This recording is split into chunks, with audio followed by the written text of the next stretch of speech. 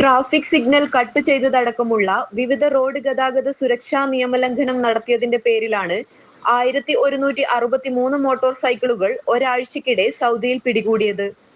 ഇങ്ങനെ പിടികൂടിയ നിയമലംഘനങ്ങളിൽ അധികവും ജിദ്ദയിലാണ്. 684 മോട്ടോർ സൈക്കിളുകളാണ് ജിദ്ദയിൽ പിടികൂടിയത്. റിയാദിൽ 103ഉം തായിഫ് 91ഉം മോട്ടോർ സൈക്കിളുകൾ നിയമലംഘനത്തിന്റെ പേരിൽ പിടികൂടി.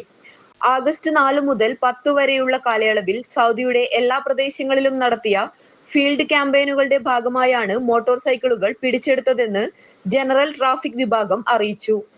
മദീന 76, മക്ക 49, അസിർ 37, ജിസാൻ 28, കിഴക്കൻ പ്രവിശ്യ 22 എന്നിങ്ങനെ സൈക്കിളുകൾ പിടികൂടിയിട്ടുണ്ട്.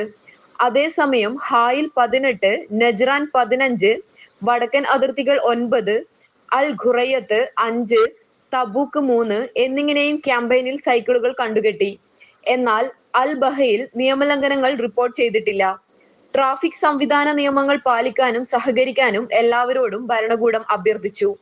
Mathrubhumi news, Riyadh.